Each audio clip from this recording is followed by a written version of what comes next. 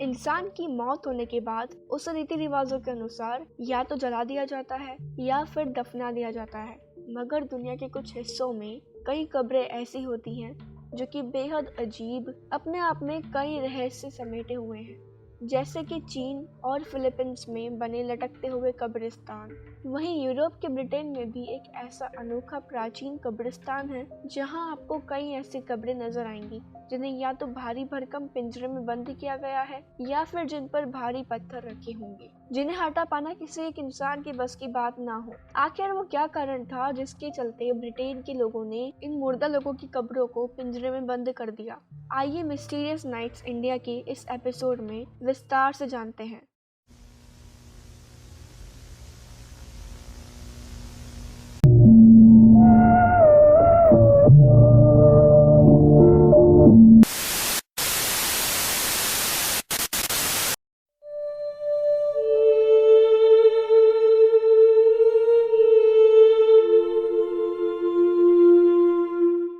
ये बात है 18वीं सदी की, जब यूरोप में विज्ञान तेजी से उन्नति की ओर बढ़ रहा था और वहीं मेडिकल साइंस भी उस समय के हिसाब से अपनी चरम सीमा पर थी, जहां हर तरह की बीमारियों के इलाज आसानी से उपलब्ध होने लगे थे और सर्जरी के भी नए नए तरीकों का आविष्कार भी हो रहा था। अगर देखा जाए तो इस उन्नति का एक मुख्य कारण था वहां के मेडिकल स्टूडेंट्स को मुर्दा इंसान के शरीर पर शोध करने की इजाजत मिलना, जबकि चंद सदियों पहले यूरोप और एशिया महाद्वीप में ये एक गैर कानूनी और एक घिनौना अपराध समझा जाता था, जिसकी सजा सिर्फ और सिर्फ मौत थी। जिसके चलते अपने वक्त के बड़े बड़े हकीम, वेद, डॉक्टर्स और शोधकर्ता इन सजाओं का शिकार बने, जिनमें एक बड़ा नाम हकीम इब्न सिना या अबू अली सिना का भी है, जिन पर एक मुर्दा इंसान के शरीर को काट कर उस पर शोध करने का आरोप था। जब यूरोप में मुर्दा इंसानी शरीर पर शोध करने की इजाजत दे दी गई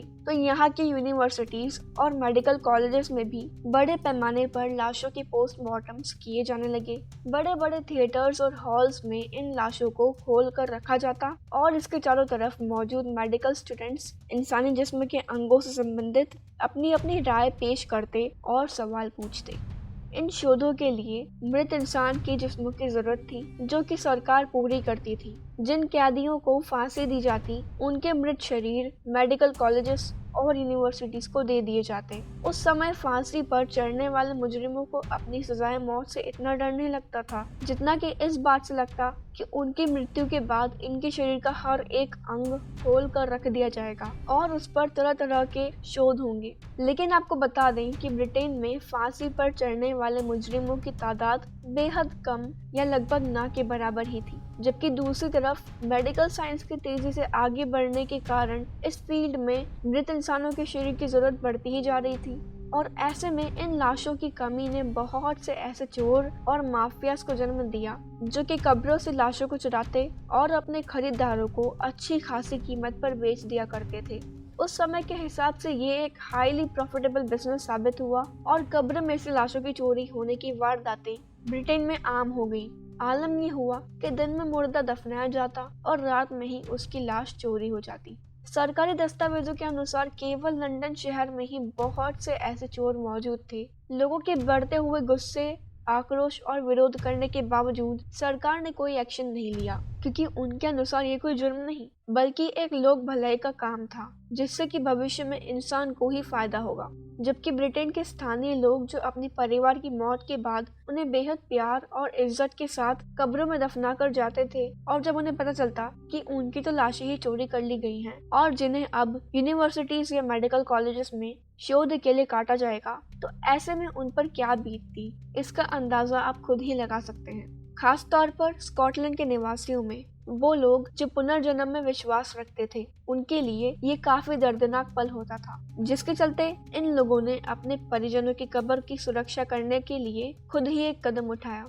शुरुआत में इन्होंने कब्रों में वॉच टावर्स बनाए जिन पर गार्ड्स तैनात रहते, लेकिन ये तरीका भी ज्यादा कामयाब ना हो सका और कब्र से मुर्दों की चोरियां लगातार होती रही, जिसके बाद ब्रिटेन के लोगों ने अपने मृत परिजनों के लिए ऐसी कब्रें बनाना शुरू कर दी जिनके इर्द गिर्द भारी भरकम स्टील की सलाखों से एक पिंजरा बनाया जाता था या फिर कब्र के आकार जितना एक भारी भरकम ताबूत नुमा पत्थर इस कब्र पर रखा जाता। शुरुआत में ये तरीका केवल अमीर घराने के लोगों तक ही सीमित था, लेकिन दिन ब दिन चोरी की बढ़ती घटनाओं ने आम लोगों को भी अपनी कब्रों पर ऐसे पिंजरे बनवाने के लिए मजबूर कर दिया। आपको बता दें कि ये पिंजरे अक्सर मरने वाले के करीबी रिश्तेदारों की तरफ से तोहफे में दिए जाते थे, लेकिन लाश चुराने वाले भी अपनी कार्रवाइयों से बाज न आए। उन्होंने अलग अलग अस्पतालों और मुर्दा घरों से मृत शरीरों को चुराना शुरू कर दिया, और हद तो तब हुई जब इन चोरों ने सिर्फ लाश लेने के लिए ही लोगों का कत्ल करना भी शुरू कर दिया।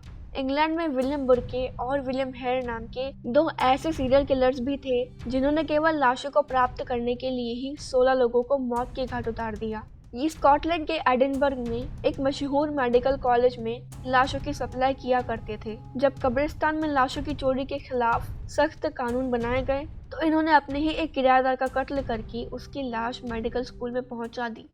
तो दोस्तों, आज भी ये 200 साल पहले बनाई गई पिंजरानुमा कब्रें अपने उस समय के हालात और वाक़यात को साफ साफ बयां करती हैं। वैसे आप इस पर क्या कहना चाहेंगे, हमें कमेंट में ज़रूर बताएं। वीडियो पसंद आई तो इसे लाइक करें, शेयर करें और हमारे चैनल को सब्सक्राइब भी कर दें। हम मिलते हैं आपसे अगली वीडियो में, तब तक के लिए इजाज़त दीजिए।